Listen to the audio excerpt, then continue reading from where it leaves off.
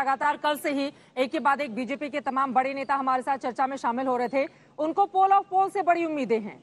अगर टोटल जितने आंकड़े सामने आए हैं, 9 में से 6 एग्जिट पोल में हिमाचल प्रदेश में बीजेपी को बहुमत है, जबकि 3 में कांटे की टक्कर है। प्रदीप जी का आंकड़ा बिल्कुल साफ है, 35 सीटों पर लाकर कांग्रेस को उन्होंने उनकी सरकार बनवा दी है। तो इससे क्या आपकी उम्मीदें बढ़ रही हैं? लेकिन बागियों ने खेल बहुत ज्यादा बिगाड़ने का काम किया है जफर इस्लाम साहब, और उसको रोक पाने में कामयाबी नहीं मिल पाई है बीजेपी को। देखिए चित्रा जी, 2 अल्फाज कहना चाहता हूं अपने मित्र सुरेंद्र राजपूत जी के लिए। जुबा तुम्हारी है, सोच भी तुम्हारी है, वोट हमारा है, हार तुम्हारी है। ये वहां की जनता ने आपको बहुत अच्छे से मैसेज, इस तरह का मैसेज दिया है। इसलिए हमें पूरी उम्मीद है कि आप जो भी बोलते रहिए। जीत हमारी है, हार आपकी है। आप अपने हार को इत्मीनान से स्वीकार कल कीजिएगा, आज मत स्वीकार कीजिए।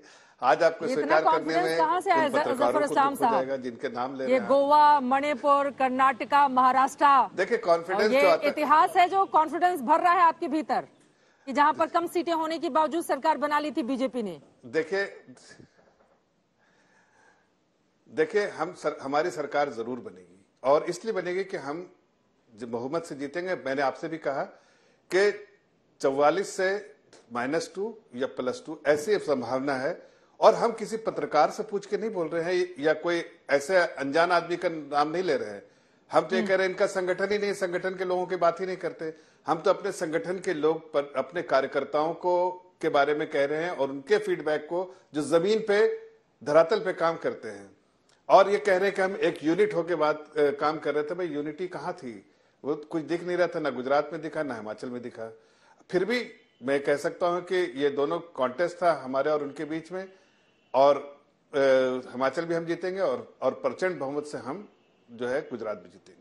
अब गुजरात में तो नजर आ रहा है, लेकिन हिमाचल प्रदेश को लेकर पेंच क्या फंस सकता है, बड़ा सवाल। सुरेंद्र जी आपकी बातों पर रिस्पांस करना चाह रहे हैं, उसके बाद प्रदीप जी में जरा से भी चिंता सुरेंद्र जी वो कह रहे हैं कि ग्राउंड पर तो हमारा ही कार्यकर्ता था। देखिए चित्रा जी, जरा हमारे ही कार्यकर्ता वहां पर फाइट कर रहे थे, जमीनी लड़ाई लड़ रहे थे, अपने आप को मजबूत कर रहे थे। कांग्रेस तो कहीं थी ही नहीं, वो दावा कर रहे हैं।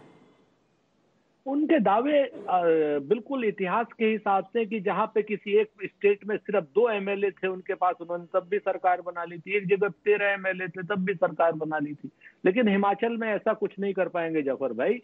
अब नरेंद्र मोदी जी का सूर्य अस्तांचल की ओर है। कहते हैं ना कि हमने तो पासे अदब में बंदा परवर कह दिया, और वो समझे कि सच में बंदा परवर हो गए। अपने आप को सच में आप लोग भगवान समझने की भूल कर रहे हो। जनता हमारी जनार्दन है, जनता हमारी भगवान है।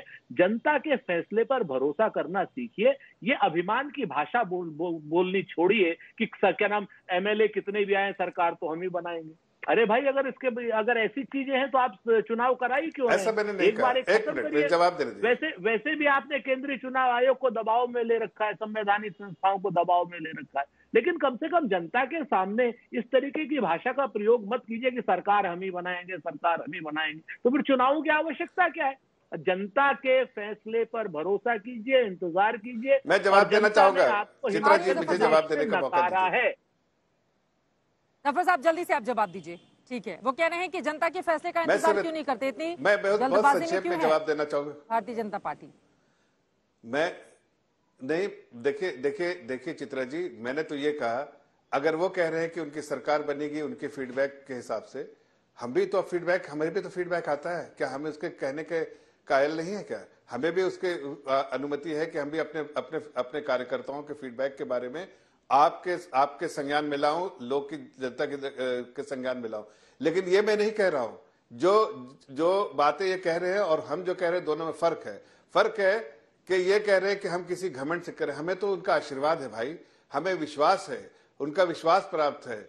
आपके यहाँ जो कहते हैं ना, इतने हिस्से में बट गया हूं मैं कि मेरे हिस्से में कुछ बचा ही नहीं। कांग्रेस का हाल यही है कि आप इतने जगह ये हो गए कि आपके हिस्से में कुछ नहीं है। तो ये मैं थोड़ी कह रहे, तो जनता कह रही है। आज तो मतलब शेरो शायरी की भरमार लेकर दोनों ही पार्टी के नेता आए हुए हैं।